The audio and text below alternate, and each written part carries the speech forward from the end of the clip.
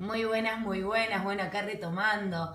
Chicas, la clase 5 es básicamente ahondar en las flores de Bach y en sus aspectos positivos, sus aspectos negativos y todo lo que tiene que ver con eh, la parte de síntomas y enfermedades, ¿sí? Lo van a ver por orden alfabético y van a tener toda una otra parte que la pueden tener en papel o la pueden tener simplemente en la compu, que es Cúrese usted mismo, que es uno de los manuales del doctor Bach. Eso lo voy a dejar realmente para que ustedes lo lean.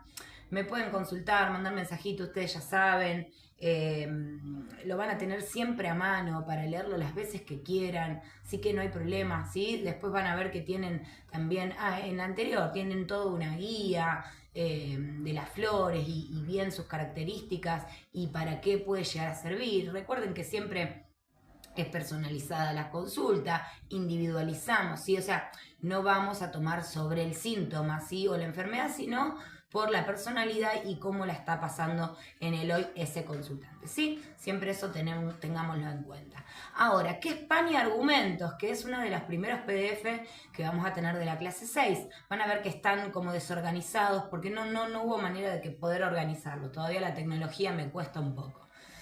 Pan y argumentos. Pan con manteca, pan con queso, no. Son los tres estados del yo que Eric Berne, que fue un médico psiquiatra, categorizó. O sea, a veces creemos, él decía que a veces parece que tuviéramos varias personalidades, ¿no? Que a veces uno dice, no, ahora me está hablando esta personalidad. Bueno, no. En realidad son nuestros tres estados del yo. Y Pan es padre, adulto y niño.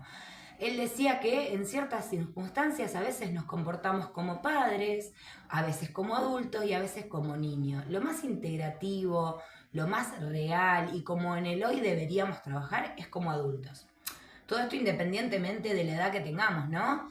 A veces, por ejemplo, Nuria como profesora a veces se puede comportar como un adulto que está dando una información, que está resolviendo alguna cuestión, ¿sí? O también como padre, porque a veces prepondera un poco más esa parte padre. Vos tenés que hacer esto, a mí me sirvió esto, o esto es así, o esto es asá. El padre por lo general es el que protege, es el que nutre, pero también en su aspecto negativo, por así decirlo, porque en realidad aprendimos a ser como fueron nuestros padres, lo que vimos, entonces a veces puede ser en un estado más negativo, que es el que juzga, el que controla, ¿sí?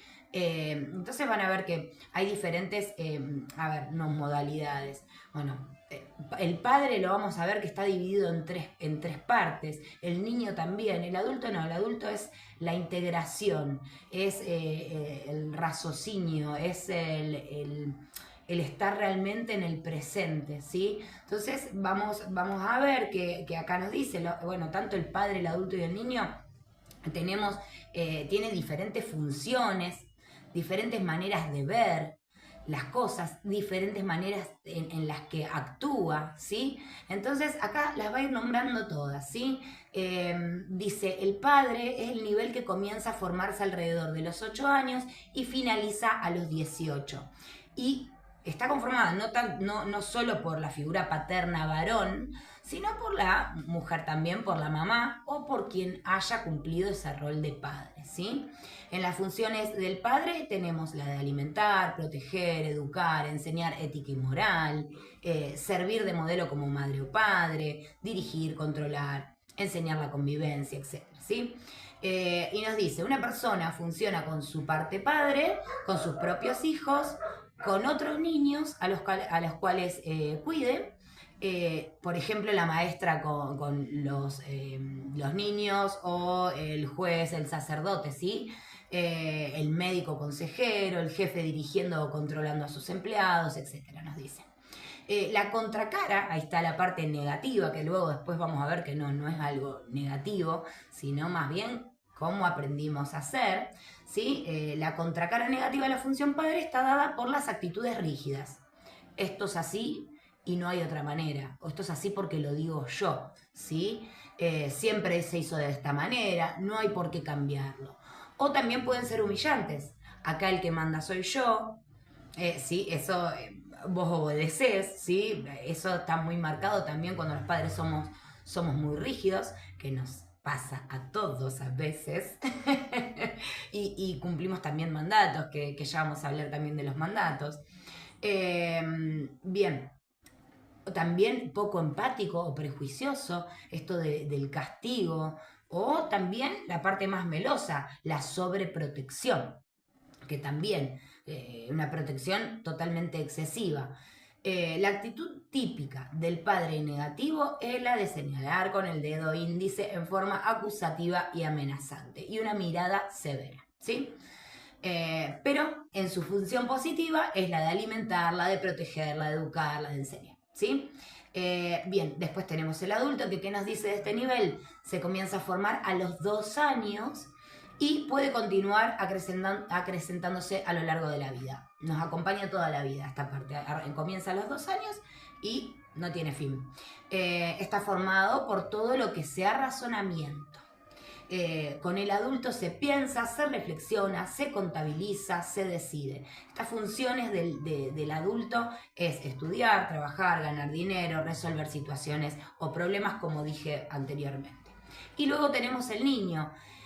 La parte niña nuestra, porque la tenemos cuando estamos con el disfrute, esa parte más intuitiva, esa parte de estar comiendo un helado y saborearlo, y esa parte niña la tenemos todos dentro, ¿sí? Todos tenemos un niño adentro.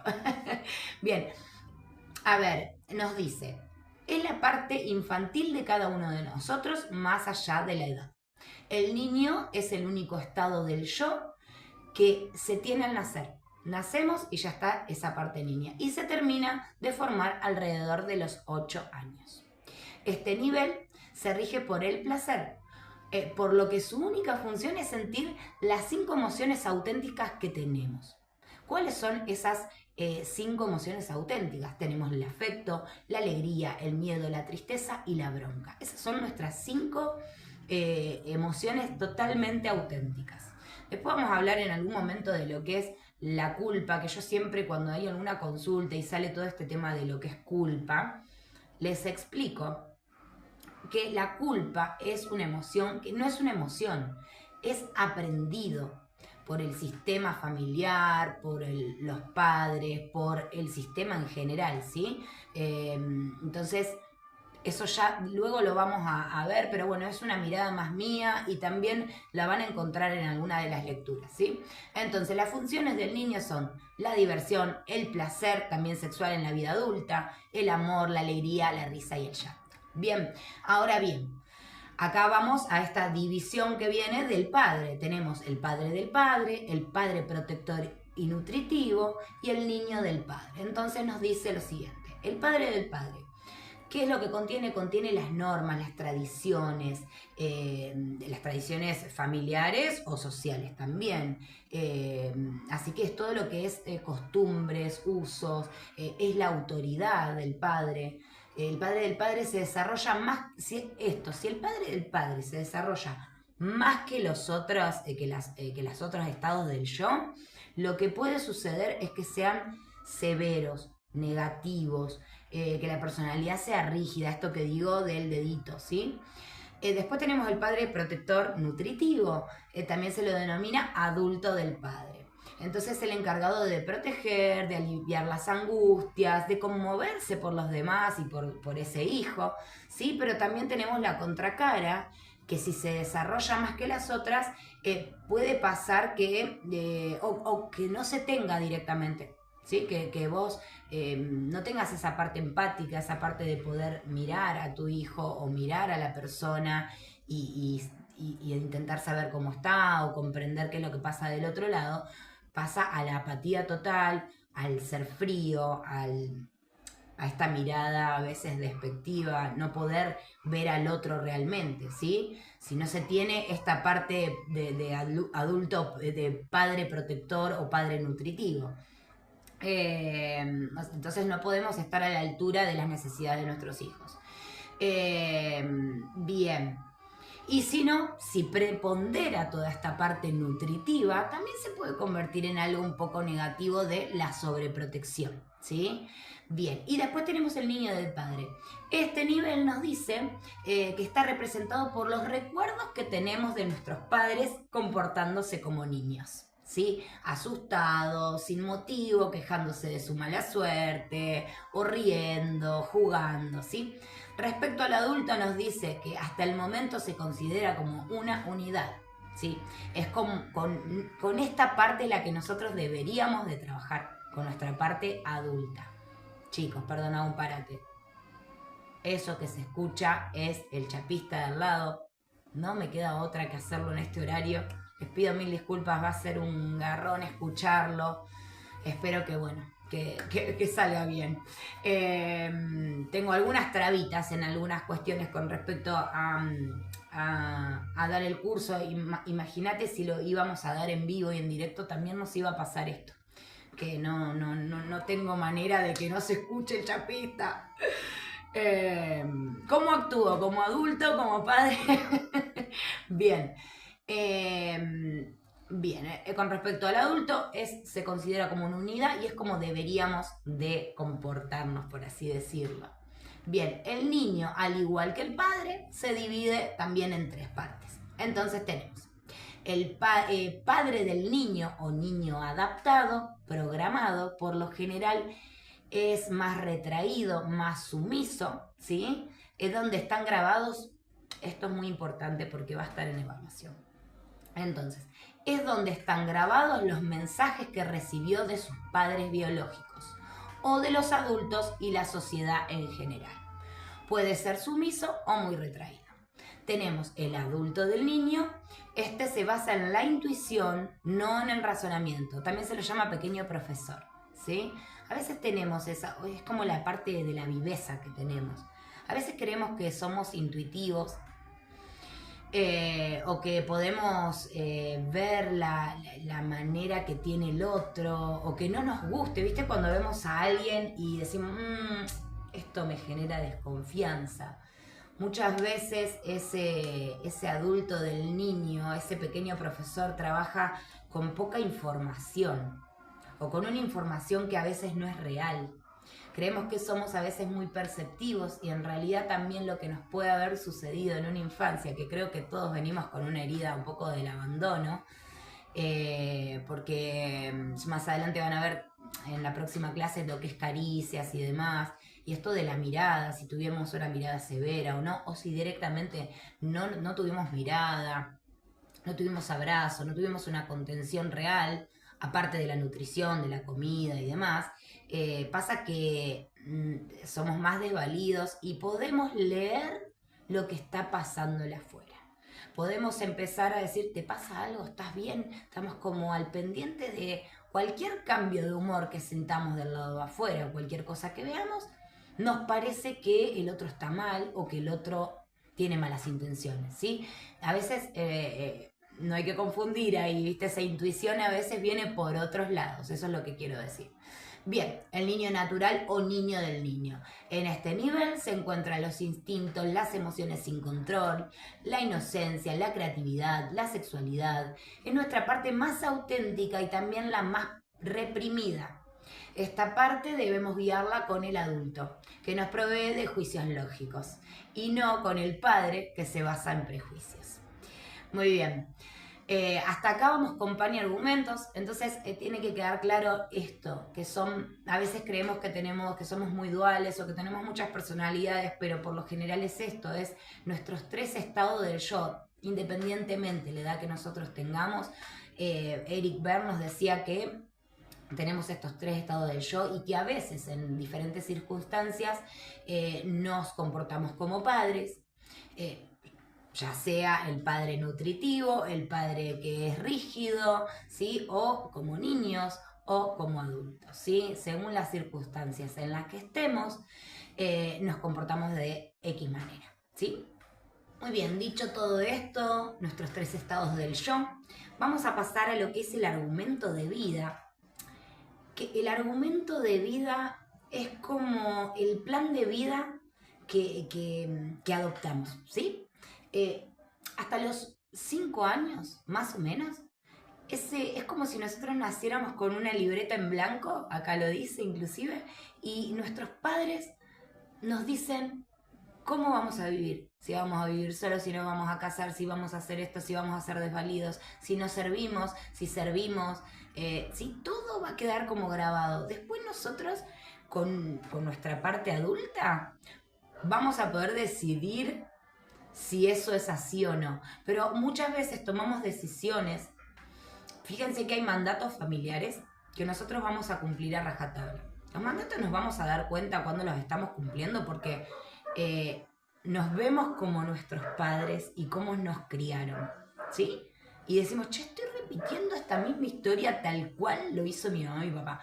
Pero quizás en otros momentos, cuando a veces no teníamos una edad lógica de poder decidir algo, vimos que había cosas muy negativas que no quisimos repetir. Entonces a veces no repetimos la historia. Puede haber, no sé, un familiar que era alcohólico y de pronto era violento, etc. Puede que nosotros sigamos esa misma historia a lo largo de la vida, o puede que digamos, no, en una temprana edad digamos, no, esto yo no quiero que se siga viviendo, ¿sí? A veces tomamos decisiones cuando somos niños también, de qué repetir y qué no. Después, en nuestra parte más adulta y demás, podemos cambiar este plan de vida, pero por lo general queda impregnada en nuestro inconsciente y nos dice que el argumento de vida está ubicado en el estado niño del yo. Esto ténganlo presente y anótenlo, ¿sí? El argumento de vida está en el estado niño del yo y se forma alrededor de los 5 años de edad. Voy a leer un poquito. Pensé que había venido alguien. El material con que se ha conformado abarca todos los mensajes parentales y las decisiones que tomó el niño por impulso, sin razonamientos de por medio. Es como si al nacer, acá está lo que dije hoy, nos dieran una libreta en blanco y durante los primeros años de vida nuestros padres nos escribieran en ella. Vas a vivir así, te vas a casar con alguien así, vas a estudiar algo relacionado a tal disciplina, etcétera, etcétera. Bien, por ejemplo, dice, si a un niño le han repetido en forma constante que es un inútil, es un argumento, en su argumento ha quedado grabado que es un inútil y que como tal se comportará el resto de su vida, salvo que tome conciencia de que en realidad no lo es, que simplemente está cumpliendo con el mensaje que ha recibido y que está en su adulto, en su parte adulta, cambiar este argumento. Creo que estamos todos en ese plan de ir cambiando este argumento de vida, ¿no? Me parece que ya desde el momento en que encaramos una terapia, sea cual fuere, psicológica, psiquiátrica, homeopática, con flores de Bach, con Reiki o con lo que sea. Y con estas herramientas también, porque este curso también nos va a dar estas herramientas, el poder entender por qué yo me comporto de esta manera o vivo la vida desde esta manera o tengo esta visual sobre esto o por qué soy tan rígido y estricto a la hora de cómo me trato o cómo trato al otro o esto es así y no hay otra manera de ser. Por eso esa rigidez está mucho en el padre y en cómo nos criaron. Insisto, hay veces que no lo repetimos, no seguimos repitiendo ese patrón, pero otras sí, otras decimos, che, lo estamos repitiendo, sí. Bien, entonces dice, un argumento se cambia con un gran amor, un gran dolor o una buena terapia. Dice, existen también algunos mensajes paternos que pudieron formar nuestros argumentos y sin embargo, al revisarlos nos damos cuenta de que no poseemos alguno de esos mandatos que deberíamos tener. Ahí está. Esto quiere decir y nos indica que a una edad muy temprana fuimos capaces de decidir y decir no a algunas opciones negativas a pesar de ser pequeños y con menos experiencia y conocimientos de los que poseemos como adultos. Por consiguiente, si adquirimos conocimientos e información, vamos a estar más capacitados para poder decidir y cambiar los mandatos negativos que nos limitan. Que esto es fundamental, chicos. Ya se ha mencionado que los mandatos, esto también anótenlo, ténganlo presente, y por consiguiente el argumento se graban en nuestra parte niña. ¿Por qué? Porque hasta los 5 años el pequeño no tiene las funciones adulto y padre. Solo posee la función niño, la de sentir las 5 emociones básicas. Más adelante vamos a ver las máscaras y los rebusques para poder sobrevivir al ambiente, para que podamos tener lo básico para poder sobrevivir en este plano. Y ahí van a entender muchas de las máscaras y los patrones y las actitudes que vamos tomando y vamos forjando y vamos aprendiendo y por qué llegamos al hoy de este modo, ¿sí? Esto lo vamos a ver más adelante y se van y van a decir, ¡oh, Dios mío! Yo sé que hay una parte que van a empezar a ver súper negativa y decir, ay, hice todo mal como madre, hice mal todo como padre, o no, bueno, esto lo hice bien, esto mal. Tranquilos, es ahora que tiene que llegar esta información para decir, bueno, bien, tengo herramientas para poder cambiar X o cual cosa, ¿sí? Eso es fundamental, chicos, no a la culpa, no al autoflagelo.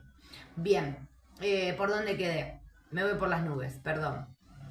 Hasta los 5, bien. Ya se ha mencionado que los mandatos y por consiguiente el argumento se graban en el niño, mandatos familiares y argumento de vida, o sea, plan de vida, se nos graba en nuestro niño porque hasta los 5 años nosotros no tenemos la función adulto y padre.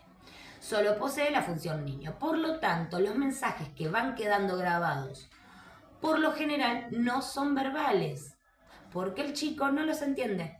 Lo que se capta son imágenes, gestos, tonos de voz, gritos, aproximamientos, alejamientos y caricias. Entonces nos pone acá, analicemos el caso del propio Bern. Su padre, de Eric, el psiquiatra, médico psiquiatra. Su padre era médico rural y de los obreros mineros.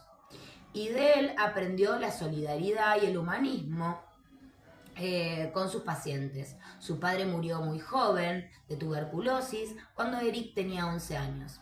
También cumplió con su argumento al estudiar medicina.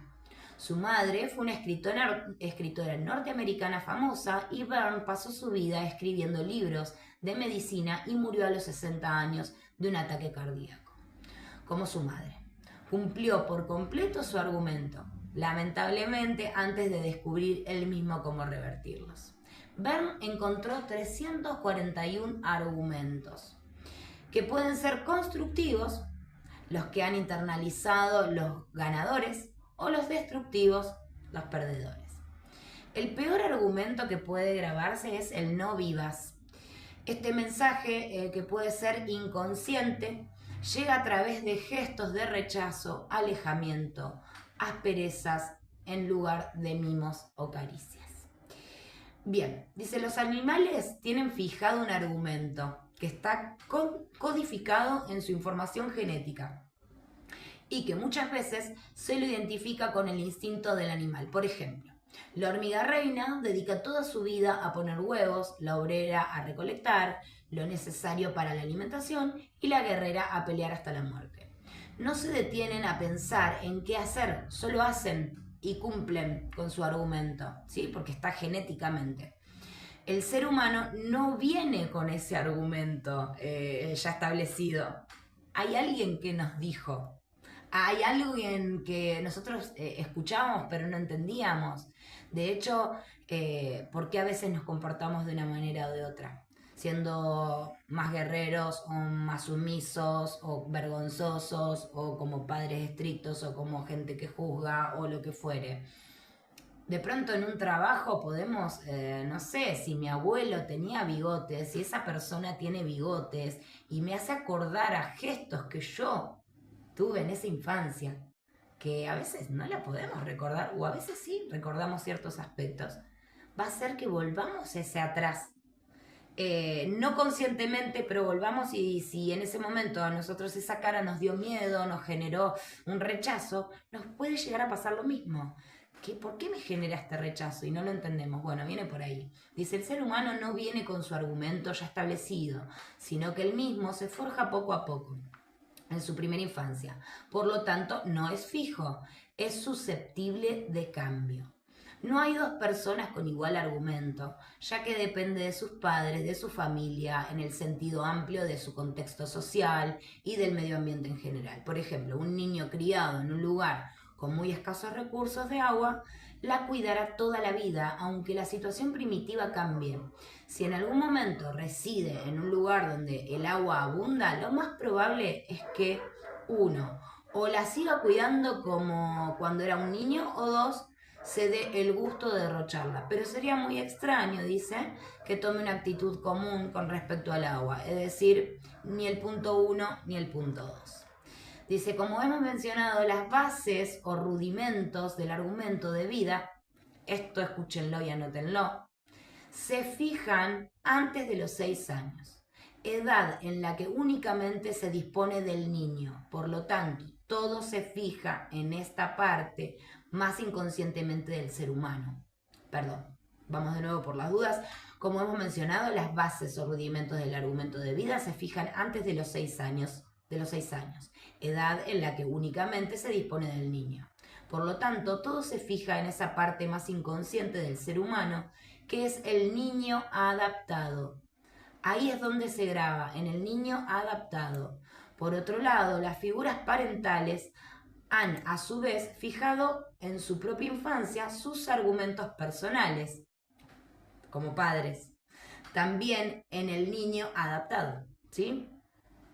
Yo como madre lo fijé en este niño adaptado, ¿sí? El niño lo va a fijar en el mismo lugar. Así es como la argumentación se produce de niño a niño.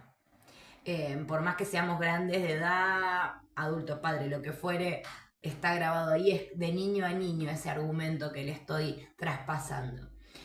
Sin intervención de adulto y por lo tanto sin haber sido filtrada. Muy bien, y acá tenemos todos los argumentos, los voy a leer.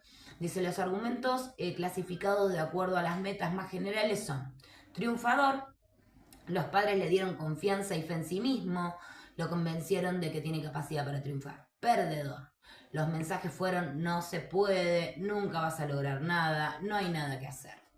Ganador, tiene metas y las cumple, pero no siente que ha triunfado porque las metas en realidad no son de él, sino que son parentales. No lo vive como un logro real. Trepador, la meta es ganar a toda costa, no importa, ser el número 1 sin importar los medios.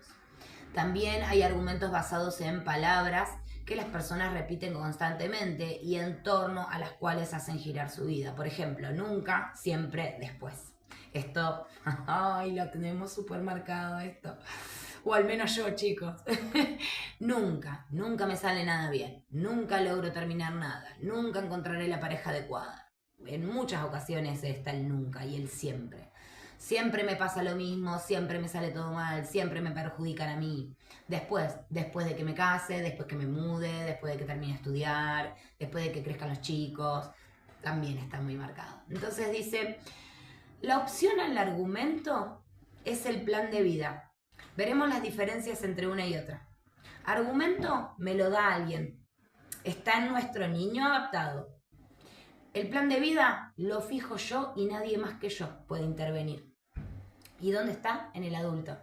En el adulto, con una buena terapia, con un empezar a ver por dónde vienen las cosas, por qué cumplo ciertos patrones, y desde un adulto consciente, terrenal, que está acá, en el presente, en el hoy, puedo cambiar este plan de vida. Yo soy, con mi adulto, el que puede cambiar el plan de vida.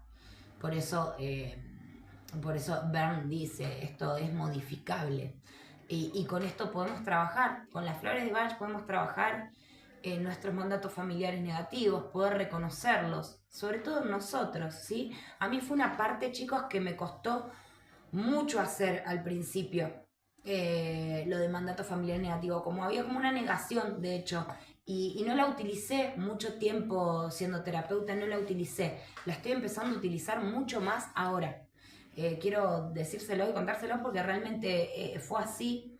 Y como hay, a veces tenemos un poco de resistencia a algunas cuestiones, o también un modo de después lo hago, una pereza, es mucho laburo hacer un trabajo interno, ¿se entiende? Y nos puede pasar inclusive ahora haciendo el curso también, que también nos cansemos y digamos, esto es un montón, o esto no tengo ganas de verlo, o no tengo ganas de interiorizarme en qué me pasa, qué no me pasa. Nos puede pasar.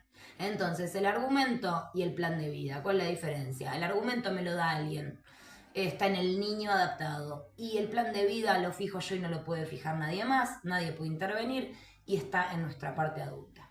El niño adaptado es la parte que es irracional, inconsciente, involuntaria, atemporal. Y el adulto es la lógica, la racional, la parte racional, la consciente, voluntario, aquí y ahora. Bien, hay dos razones por las cuales las personas usualmente no se deciden a cambiar el argumento por el plan de vida, aunque no sean felices. Uno, por desconocimiento e ignorancia, que es lo que nos puede llegar a haber pasado hasta el día de hoy, no saber todo esto. O por comodidad, acá viene esta parte, a veces se confunde la comodidad con felicidad. Toca vísceras ahí. Para lograr la transacción del argumento al plan de vida es conveniente y casi necesario contar con 3 elementos. El primer término, apoyo ambiental. Nos referimos con esto a las personas cercanas, familiares, amigos. Nosotros cuando encaramos inclusive la terapia floral, y cuando se encara en modo consciente, que la otra persona lo está encarando conscientemente lo que va a hacer, pasa que empezamos a ver las cosas desde otra perspectiva. Y cuando nosotros cambiamos nuestra mirada, inclusive nuestra actitud puede cambiar, va a cambiar, de hecho si lo hacemos conscientemente va a cambiar. Si antes yo no podía expresar, ahora empiezo a expresar lo real, sin ninguna máscara.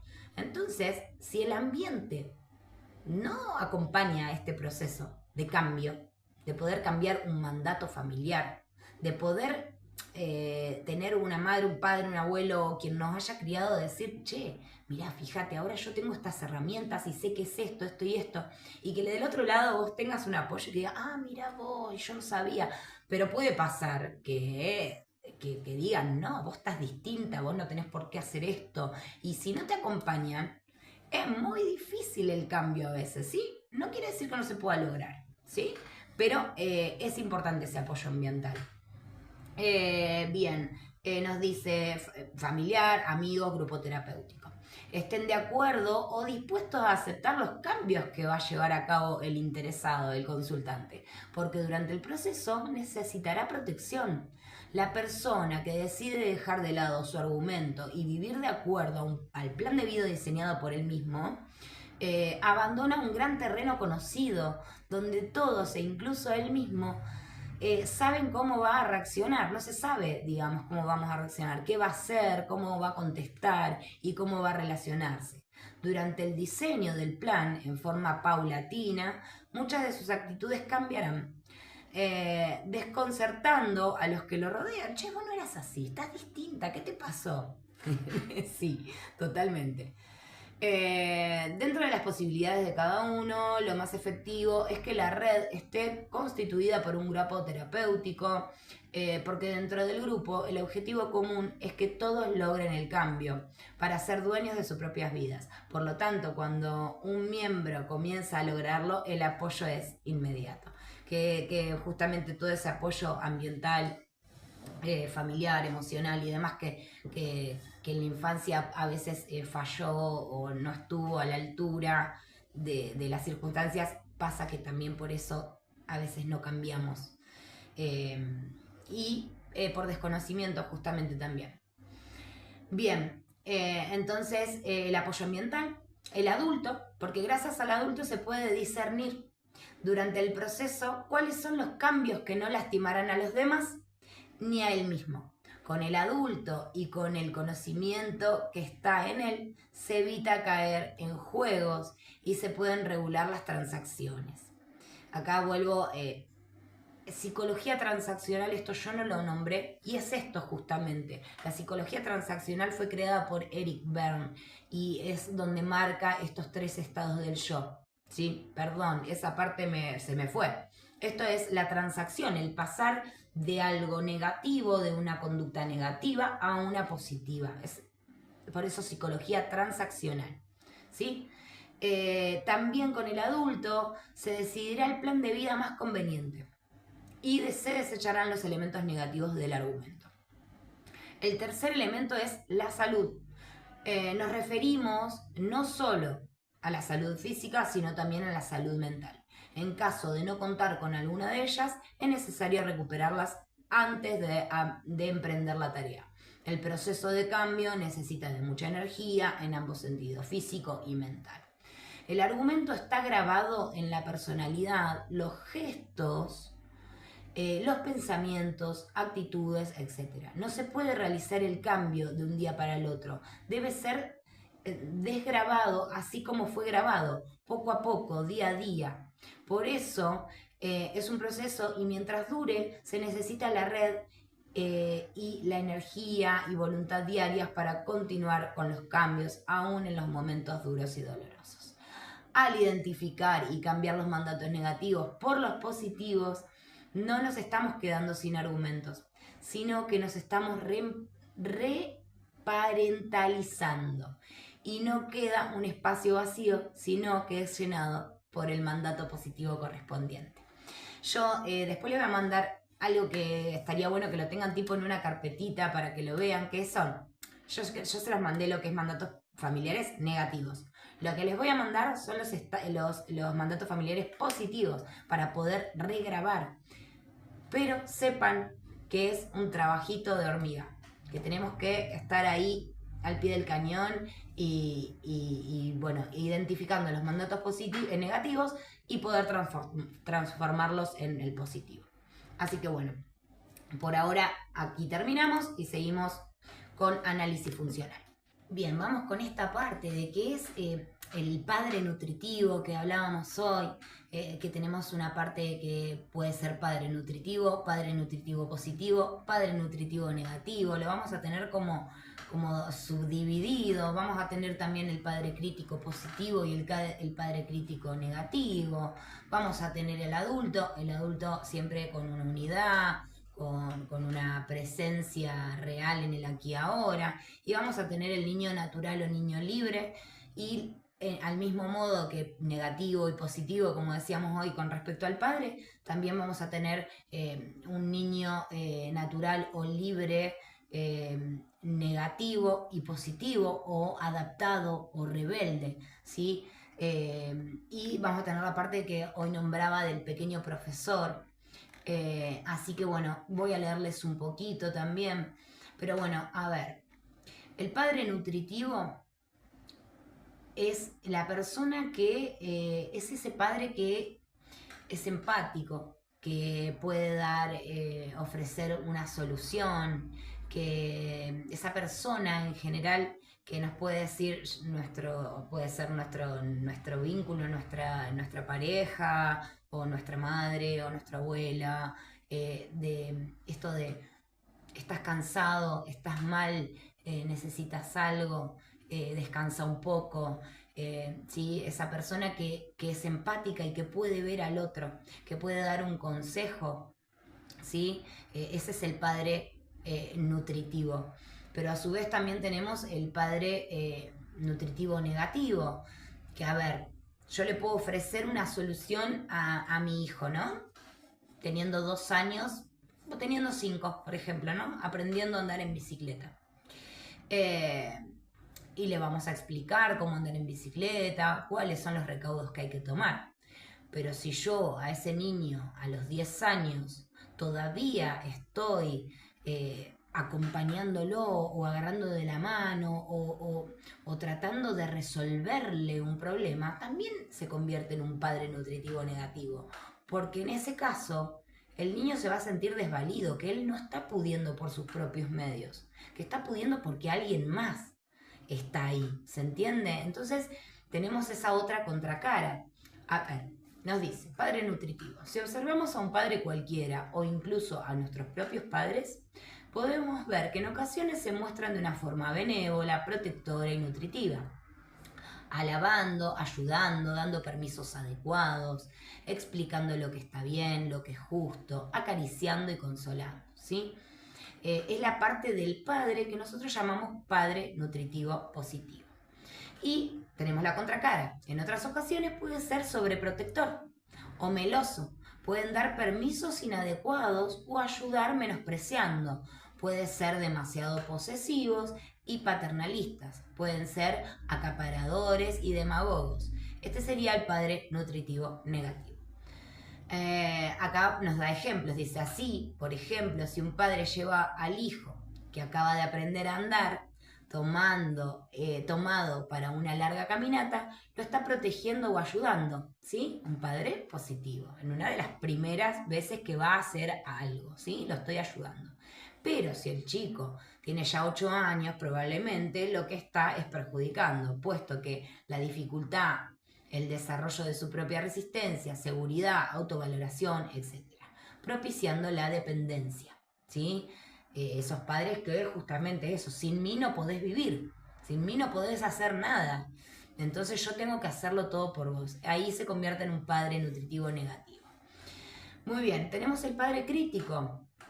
Hablamos de esto del juzgar, del dedito, ¿no? Entonces, este mismo padre también puede comportarse protegiendo cuando es necesario, dando normas oportunas, orientando de forma conveniente, velando por la seguridad de los demás. Este sería el padre crítico positivo. En otro momento puede ser demasiado crítico, juzgando, evaluando, manteniendo y controlando, prohibiendo, acusando, vituperando, señalando, postergando, bueno, así. O protestando, perdón, renegando. Esto es un padre crítico negativo. Muy bien. ¿Qué nos dice?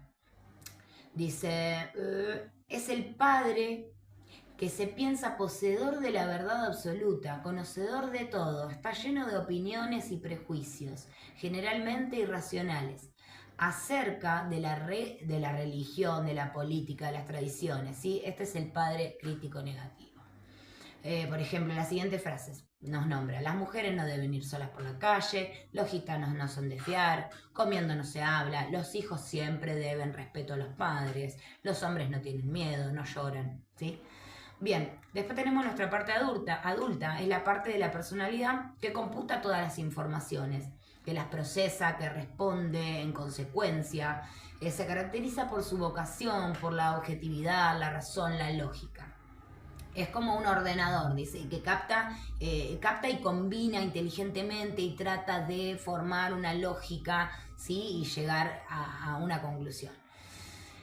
Esto es un adulto positivo, pero también tenemos un adulto negativo. ¿Y qué nos dice este adulto negativo? Dice, en ocasiones el ambiente proporciona datos erróneos o fallan los analizadores intelectuales o los propios sentidos. Entonces la persona puede engañarse, interpretar mal, creer algo que es falso. También puede ocurrir que actúe con demasiada frialdad, con una rigidez, robotizado, y entonces será un adulto negativo. Esto pasa porque, a ver, el adulto nosotros lo traemos desde los 2 años, pero recién a los 12 años es cuando aparece realmente ese pensamiento abstracto, ese adulto. Realmente se termina de formar ahí, no se termina de formar porque sigue a lo largo de la vida, ¿no? El adulto, pero sí empieza a funcionar con muchas más herramientas este adulto. Bien, tenemos el niño, como decíamos, el niño natural o niño libre. Y justamente yo hoy nombré esto de el helado, el disfrutar, es eso el niño natural, libre, la persona, el niño que, como vemos, lo podemos ver en cualquier niño, ya sea un niño libre, natural, que no sea adaptado a la situación. ¿Por qué? Esto que decía hoy, nosotros podemos ver y recordar que nuestros padres nos miraban de determinada manera. Antes pasaba que no necesitaban ni decirnos nada, solo nos miraban y ahí nomás nosotros sabíamos que no podíamos hablar más, o que no podíamos hacer tal o cual cosa. Ya sabíamos de antemano que una mirada, un gesto de nuestros padres o quien esté, haga que nosotros nos quedemos en el molde. Pero el niño natural en general es natural y libre, ¿sí? Va a decir lo que piensa sin ningún tapujo, va a asombrarse con todo lo que ve, o también puede ser un niño natural, adaptado, que lo adaptado es porque me adapto al afuera, a lo externo. Si tengo una mirada de desaprobación, me voy a quedar en el molde y siento que acá no tengo que hacer más nada. ¿Por qué? Nosotros cuando somos niños necesitamos de nuestra madre, nuestro padre o quien esté una protección. Nosotros necesitamos una nutrición, necesitamos comer para vivir, pero también necesitamos la mirada, el afecto, la caricia y justamente el amor y la caricia son como patas fundamentales a la vez que también la nutrición, ¿no? Entonces, en las dos patas. Entonces, nosotros llorábamos porque teníamos hambre o llorábamos porque teníamos frío y tuvimos a alguien, porque si no, no estaríamos acá vivitos y coleando, que vino, nos abrigó, nos dio de comer, nos dio una caricia. Pero también puede ser que solo nos hayan dado de comer y que tuvimos miradas desaprobatorias y muchas otras cuestiones que seguramente todos pasamos por alguna cuestión. Entonces nos fuimos adaptando para poder sobrevivir en el ambiente. Entonces, esto mismo, si veo una mirada que no está bien, que estoy haciendo algo mal, me quedo en el molde y aprendo a hacerlo distinto, como alguien me lo enseñó o como alguien me dijo que tenía que ser. El niño natural es un estado totalmente libre donde puede decir lo que quiere, e inclusive siendo grandes a veces esa persona que es natural, que está en la carcajada, libre, que ríe, ¿sí? Bien, después tenemos el pequeño profesor, hoy lo nombramos, es la parte del niño innatamente intuitiva, creadora, ilógica y manipuladora. El pequeño profesor suele ser muy divertido, pero también muy perceptivo, esto que decía hoy de la percepción, de yo puedo captar de la afuera cuando hay algo que está mal, cuando hay algo que está bien, y lo utilizo a mi favor. Entonces podemos manipular, inclusive al día de hoy, muchos lo hacemos, ¿no? Para sobrevivir el ambiente, para manejar situaciones. Esto es el pequeño profesor. Dice, cuando una persona madura, su intuitivo pequeño profesor continúa activo. Por ejemplo, un individuo puede intuir el significado del mentón tenso del jefe o del guiño de ojo de un amigo. Sin embargo, el pequeño profesor a veces se equivoca y el jefe puede tener dolor de muela y el amigo picarle el ojo. Es intuitivo y creador, pero a la vez su proceder es simple y primitivo, no razona porque no tiene la estructura metodológica para ello. Y de ahí que sus conclusiones tienden a ser inconscientes. Por ejemplo, tiene un padre que le pega, que lleva bigote. Conclusión, esto que decía hoy. Miedo a los hombres con bigote. El pequeño profesor es muy hábil para adaptarse a las situaciones y con él una persona puede manipular a su cónyuge, padre o maestro, amigo, jefe, etc. Bien, el pequeño profesor del niño no está siempre bien informado cuando somos niños. Él no ha vivido lo suficiente ni ha tenido las experiencias suficientes para estarlo. A menudo toma decisiones equivocadas y saca conclusiones erróneas. Por ejemplo, una madre comenta esto de bien, con otra oyéndola a su hijo: calla, no me digas más, si la clase que les ha tocado es una ratonera. Al día siguiente el niño llora al ir a clase, no quiere entrar, nadie sabe qué le pasa. Tras mucho indagar, ocurre que lo que les ha dado miedo son los ratones de la clase. Es por ello que en muchas ocasiones, cuando las personas funcionan bajo alternativas de su pequeño profesor, finalmente llega a malas conclusiones. a problemas, a situaciones difíciles. El pequeño profesor es genial, pero también puede ser manipulador, fantástico, egoísta, etc. Por ello es conveniente que esta función vaya en conjunto con el adulto, ¿sí? Luego tenemos el niño adaptado, que esto lo dije recién. El niño, desde el mismo momento de su nacimiento, incluso desde el instante en que fue engendrado, está sujeto a distintos avatares y vicisitudes de la vida. A ver, cómo se alimentó esa mamá, si tomó una medicación que tenía que tomar, si no, si hubo drogas de por medio, si se sentía mal, si estaba estresada, si estaba triste, si estaba depresiva, todo influyó desde el punto en que fue engendrado. Entonces, el niño adaptado tuvo que, desde un principio, justamente esto, adaptarse a todo este ambiente. Una vez que nace, me tengo que adaptar a este ambiente para poder vivir, para poder sobrevivir. Esto es el niño adaptado, que ya lo nombramos. Bien, a ver, ¿qué otra cosita acá? Bien. Y esto, el individuo en su infancia, es decir, el niño, tiene diversas posibilidades de adaptarse a su medio. Puede tender generalmente a hacer aquello que los demás esperan de él, esto que decía hoy, adaptándose de forma sumisa, y entonces hablaremos del niño adaptado sumiso. ¿Bien? O bien puede desarrollar la tendencia a actuar haciendo lo contrario o dejando de hacer lo que se le pide, y en este caso hablamos de niño adaptado rebelde. Así que niño adaptado sumiso, niño adaptado rebelde. Si nos imaginamos a los niños, fácilmente entenderemos estas dos posibilidades de conducta, desde el niño adaptado sumiso, acompañándose y sometiéndose a las experiencias del exterior, siendo un niño bueno, y desde el niño adaptado rebelde, oponiéndose, rebelándose, el niño malo, que decimos, ¿sí? Como en los demás estados del yo, en el niño adaptado sumiso y en el niño adaptado rebelde, tenemos la parte positiva y negativa. Me tocaron la puerta, así que tuve que cortar. Decíamos que como en los demás estados del yo, en el niño adaptado sumiso y en el niño adaptado rebelde tenemos conductas positivas y negativas. Entonces nos dice, cuando una persona espera que se ponga en verde el semáforo o cede preferencia a otra, es un niño adaptado sumiso positivo. Sin embargo, si a alguien se le cuela en una cola y es incapaz de mostrarse asertivo o se siente temeroso de ver al jefe, será un niño adaptado sumiso negativo.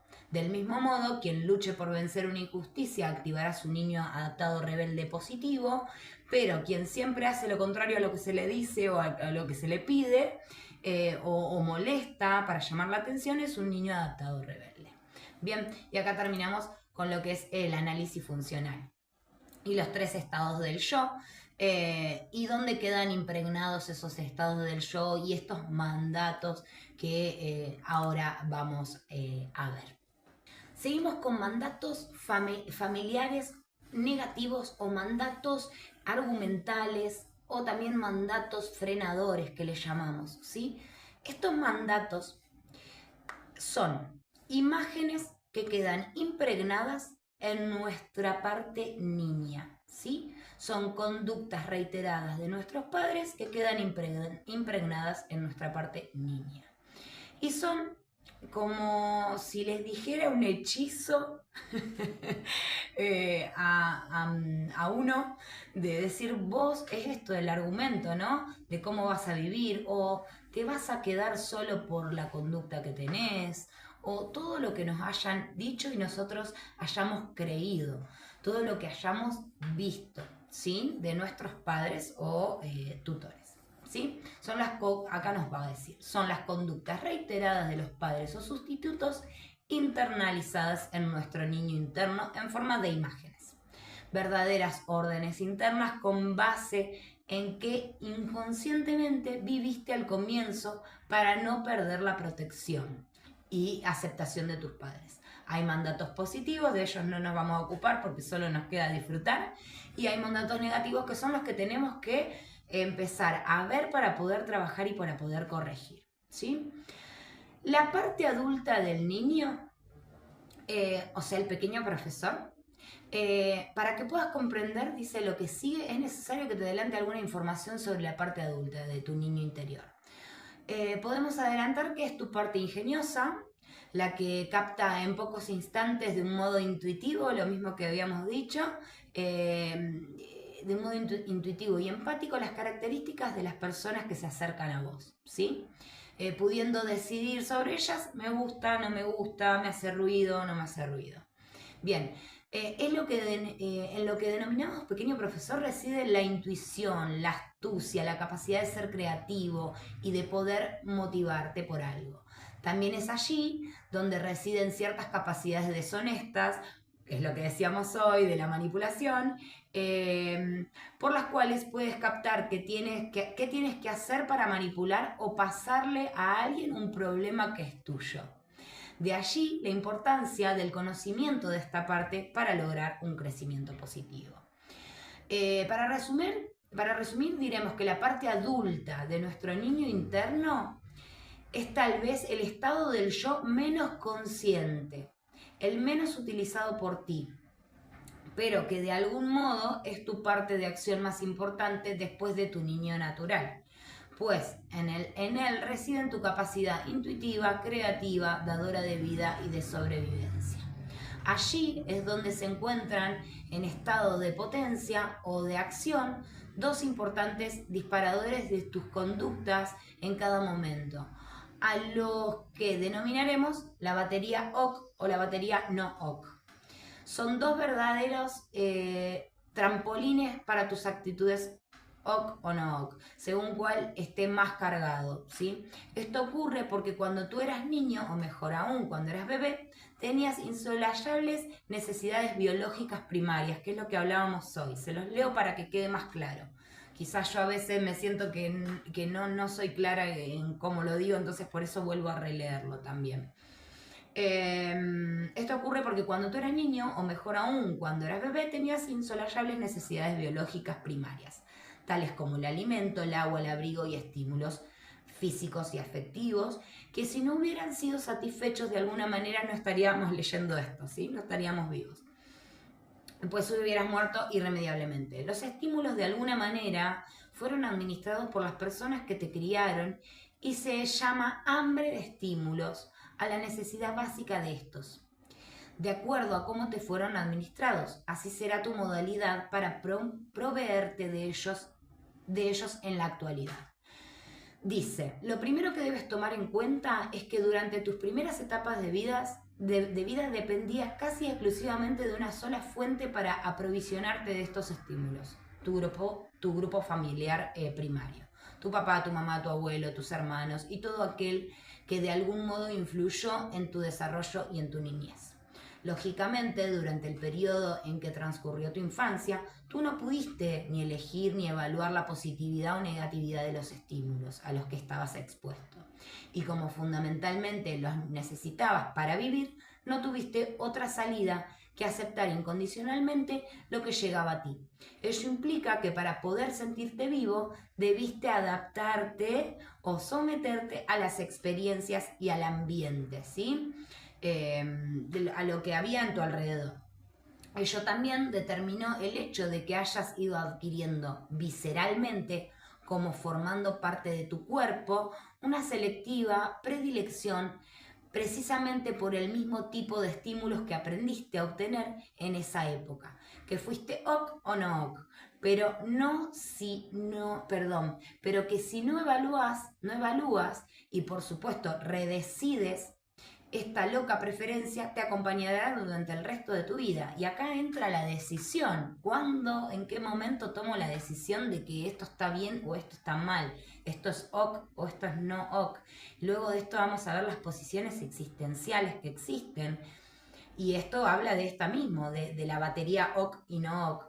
Podemos pensar a veces que nosotros estamos bien y que el otro está actuando mal.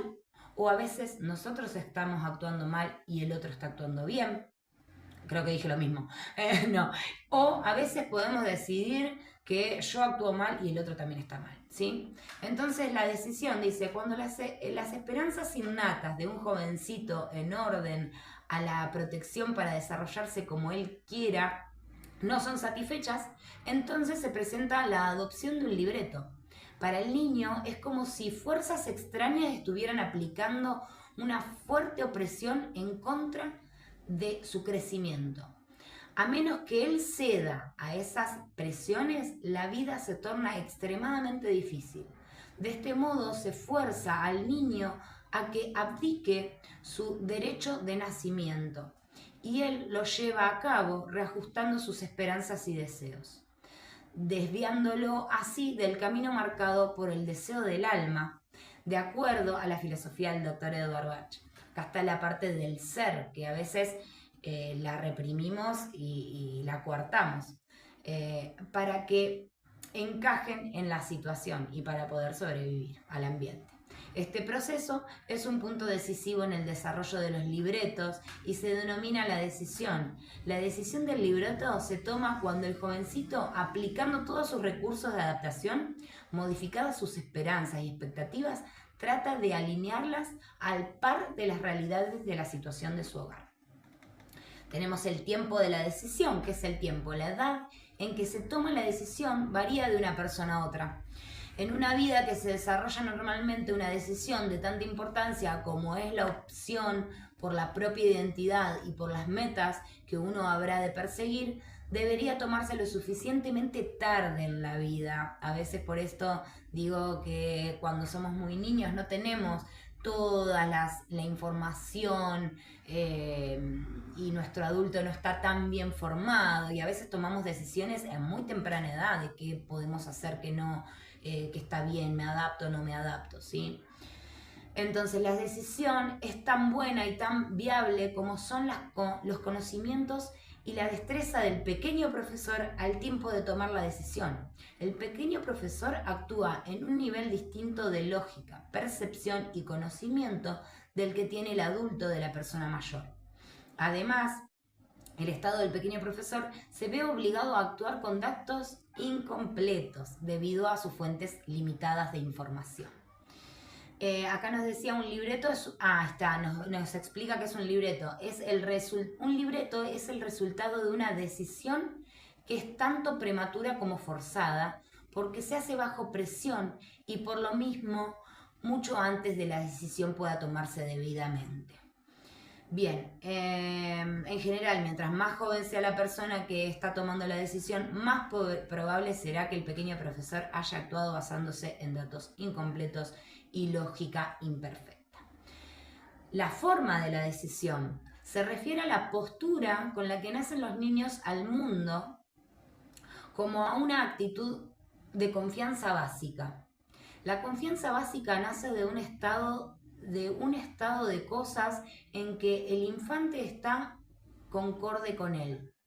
Esto aparece con mayor claridad cuando la madre y el hijo se influyen entre sí más fundamentalmente, como en el acto de estar ella amamantando al niño, más fundamentalmente todavía en la mutualidad de la madre y el hijo inútero, o sea, cuando lo lleva en su seno. Bien, los elementos terapéuticos de la psicología transaccional describirán este sentimiento de confianza básica como la primera de las 4 posturas existenciales. Acá estamos hablando de las posiciones existenciales que estaba hablando hoy justamente. Que una determinada persona puede asumir. Las 4 posturas son: yo estoy bien, tú estás bien. Esa sería la ok, está bien. Yo no estoy bien, tú sí estás bien. Y yo estoy bien, tú no estás bien, yo no estoy bien y tú no estás bien. ¿Sí? La postura original, yo estoy bien, tú estás bien, está enraizada en la mutualidad biológica de la madre y el hijo, que origina la respuesta incondicional de la madre a las necesidades del niño. Cuánto me vieron, cuánto me abrazaron, cuánto estuvieron, ¿sí? Esta postura de confianza básica, yo estoy bien, tú estás bien, es la que el infante tiende a adaptarse. El único motivo por el cual el jovencito renuncia a esta postura para cambiar por la de yo no estoy bien, tú estás bien, yo no estoy bien y tú no estás bien, o ambas, es que la mutualidad primaria original se interrumpa y que la protección que en un principio le fue dada incondicionalmente, cuando menos inútero, es retirada, ¿sí? Dejo de mirarlo. Por X motivo puede pasar que justamente inútero o luego tuve una pérdida, quedé embarazada nuevamente. A mí, voy a dar un ejemplo con Brunito, mi nene más chico, también, que yo quedé embarazada a los 7 meses de Juani. Juani es mi segundo hijo, quedo embarazada y fue realmente, chicas, mucho bajón, mucha tristeza, muchas preguntas, ¿cómo voy a hacer? No voy a poder con esto. En un punto llegué a pensar de no tenerlo. O sea, y cómo eso también influye. ¿Se entiende? ¿Cómo también influye, Brunito? Está bien, no digo, no me estoy echando culpas ni nada por el estilo. Bruno está dentro de un espectro autista, pero quiero decir que ahí hubo un trauma, un shock emocional en el que dije, apa, no sé si quiero esto, ¿sí? Entonces puede influir inútero, fuera del útero, por una pérdida o por cualquier cosa que haya sucedido, ¿sí? Bien. Bien, es retirada. La inseguridad de una protección incierta y bajo condiciones conduce al jovencito a la conclusión de que él no es bueno, o la madre no es buena, o ambos no son buenos. Huelga decir que no se llega a esta decisión sin lucha. Acá entramos en las posiciones existenciales. Denominaremos a este concepto posición porque desde ella y sobre ella cimentaste todas las conductas por medio de las cuales te relacionás con el mundo que te rodea. Existencial porque de no modificarla te acompaña durante toda tu existencia. Y que si es no ok, categoriza tu modo de actuar en cada relación y en cada instante bajo el supuesto irreal de lo que tú crees ser hasta el último minuto de tu vida. Como punto de partida, te es esencial poder identificar cuál es tu posición existencial. Esto lo vamos a tener en esta carpetita que les voy a mandar para que ustedes las puedan tener. ¿Y cuántas clases más existen fuera de la tuya? Esto favorecerá notablemente la comprensión de todas las diferentes posibilidades de relación y de conflictos entre tú y los demás, y de qué hacer para mejorar cuando sea necesario. Empezaremos por llevarte de la mano para que descubras por qué tienes determinada posición existencial, para que tomes conciencia de cómo hacer para mantenerla y qué conviene que hagas para salir de ella cuando sea perniciosa. Si la posición existencial de la cual actúas es no ok, ella es solo la consecuencia de una decisión infantil que tomaste fuera de una verdadera perspectiva de la realidad, cuando eras muy pequeño, para verla tal cual es. Ahí volvemos a esa parte infante en cuanto a los mandatos, qué es lo que vimos, qué es lo que sentimos, cómo necesitamos de ese ambiente externo para poder sobrevivir, de alguien que nos haya visto, de alguien que nos haya abrazado, de alguien que estuvo empáticamente para nosotros en ese momento, de qué es lo que nos dijeron, qué es lo que vimos. Por eso a veces tomamos decisiones desde muy temprana edad en repetir ciertas cuestiones y otras no, y no teníamos la información total, y creemos todo lo que nos dicen. Un niño cree todo lo que vos le decís. Entonces queda muy impregnado, y ahí vienen las posiciones existenciales de las que vamos a hablar ahora. Y estas posiciones existenciales son, bien, nos referimos con posiciones existenciales a las maneras en que las personas se sienten a sí mismas y a la manera en que sienten que están los demás. Es el concepto elemental que tenemos de nosotros mismos y de los demás. Es decir, por ejemplo, ¿qué puedo pensar de mí mismo? Que soy inteligente, que valgo mucho, que puedo hacer las cosas bien, que sé resolver cualquier problema, que soy una excelente persona. pero también puedo decidir que soy inútil, que no soy inteligente, que no sirvo para nada, ¿sí? Y puedo pensar de los demás que son perfectos, que les debo sumisión y respeto, que saben todo. Pasa mucho también cuando, como terapeuta lo digo, que a veces se toman como que nos endiosan. Por vos yo pude salir adelante. No hay... A ver, hay una estima que uno tiene que tener con uno mismo, pero no al punto tal de que venga el ego a decir, sí, yo le salvé la vida, tal, ¿se entiende? No, yo siempre explico esto, no soy yo. Sí, yo puedo escucharte, puedo comprenderte, puedo no juzgarte, que eso es fundamental. Esto nos va a servir a nosotros, todas estas herramientas nos van a servir a nosotros porque para poder atender inclusive, ¿no? Primero para nosotros mismos y conocernos y poder cambiar ciertos aspectos, pero también para poder atender al otro sin irnos de mambo y ya siendo padres y dando consejos, que ojo, me pasa mucho a mí esta parte, por eso sé que son cosas que yo debo trabajar también.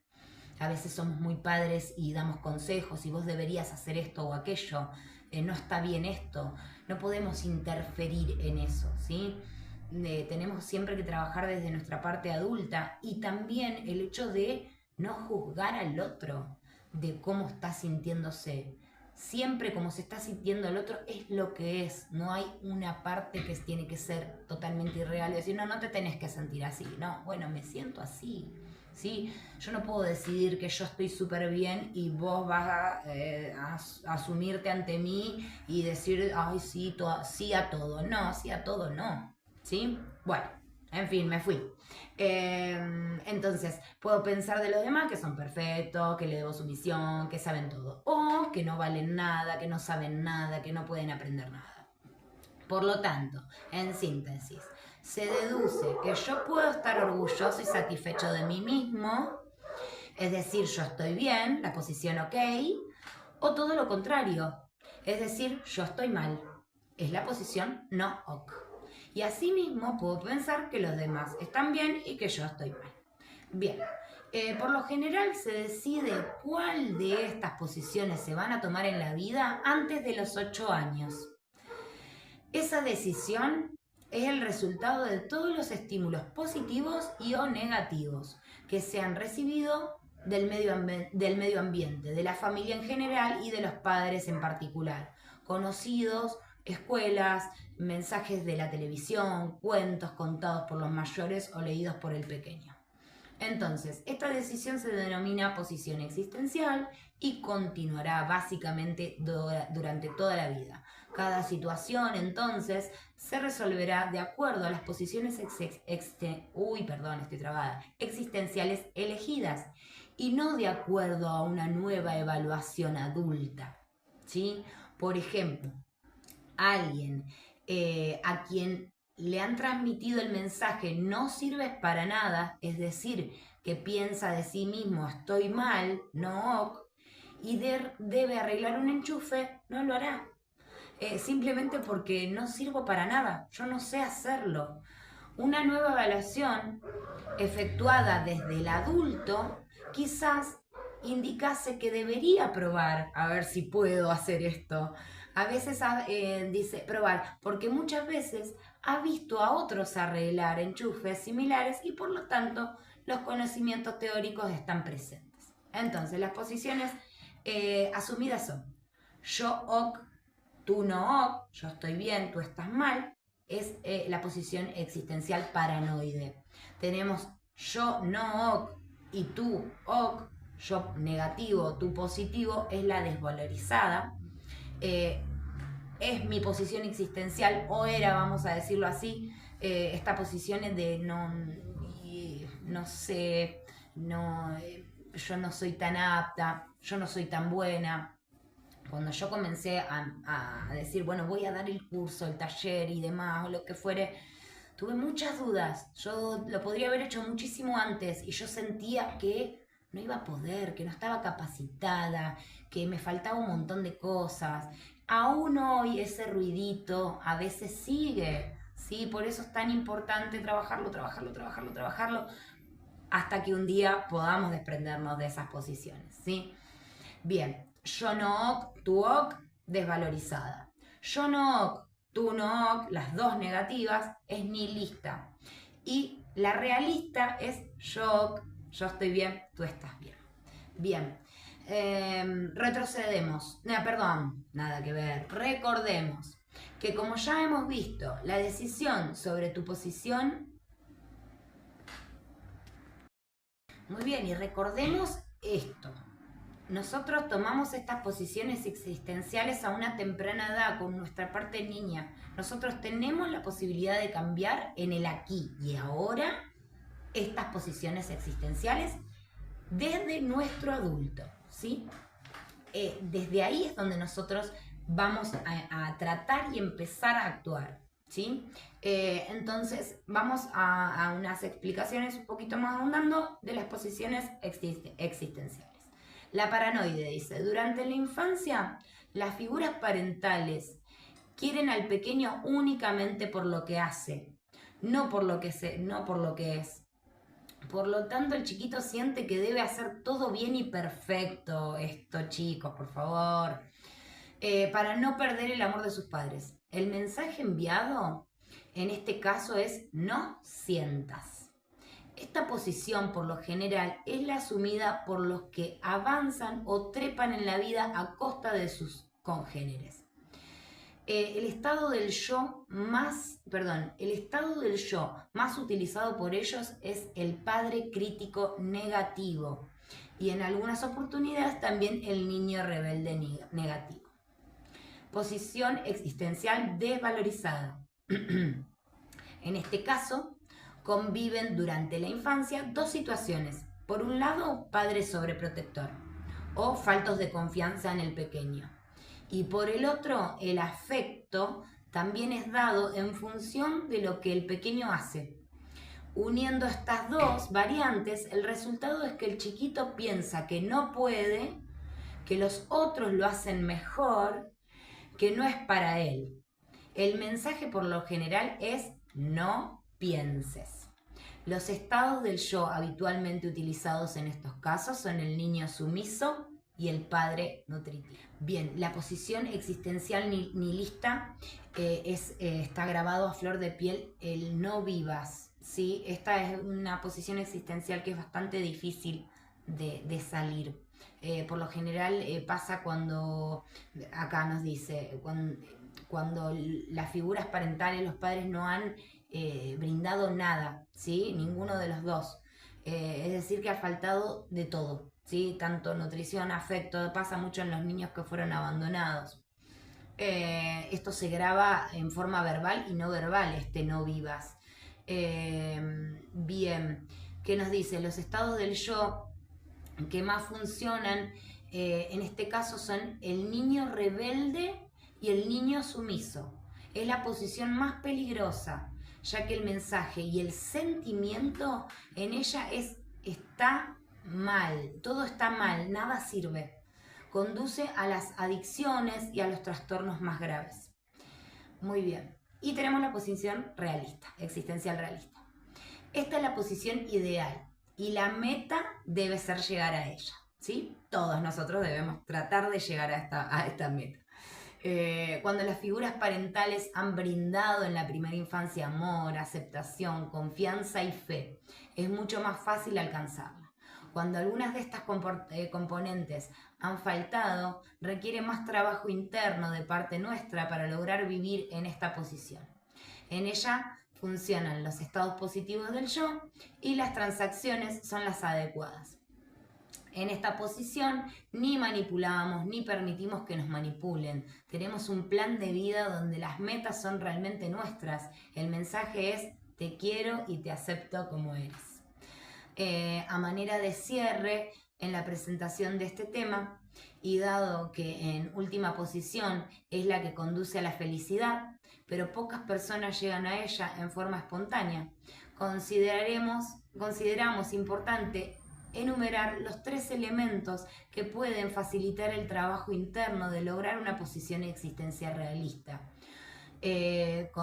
Realista: conciencia, autonomía e intimidad.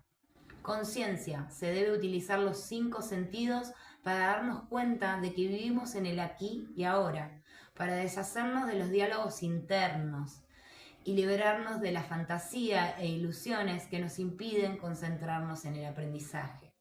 Esto es la conciencia, por eso es tan importante empezar a trabajar desde el aquí y el ahora, desde esa conciencia. Es lo que hace la flor, abre conciencia, da otra mirada. Autonomía: con este término nos referimos a ir tomando en la medida de nuestras posibilidades cada vez mayor cantidad de decisiones con nuestro adulto, ejerciendo las responsabilidades de cada decisión implica y acumulando y analizando también con el adulto las experiencias derivadas de ellas, siempre con el adulto, que es la unidad. Intimidad: lograr relaciones sinceras con aquellas personas que nos quieren o a quienes queremos, basando esas relaciones en la honestidad, profundidad, eliminando la hipocresía, los rencores y los juegos psicológicos, que luego vamos a hablar de estos juegos psicológicos. Del Salvador, bueno, ya los vamos a ver más adelante en el nivel 3 con lo que también es psicología transaccional, y hay una parte de fundamentos básicos de psicología que, bueno, es simplemente para saberlos y poder entendernos y poder entender a los demás. Así que bueno, posiciones existenciales. Y vamos a tener acá un cuadrito que dice sistemas de conductas negativas y positivas, y acá vamos a tener padre crítico negativo, padre nutritivo negativo, padre crítico positivo, padre nutritivo positivo, adulto negativo, adulto positivo, y todo lo que nombramos del niño libre, negativo, sumiso, rebelde, positivo y negativo, ¿sí? Todas las conductas. El cuadrito está bueno, que lo tengan, cosa de que lo visualicen bien. Así que, bueno, en linda clase. Siempre ya les digo, me voy reforzando y leyendo para llegar a un mejor entendimiento. Así que, bueno, les mando un beso enorme. Voy a estar editando esto, se los voy a enviar.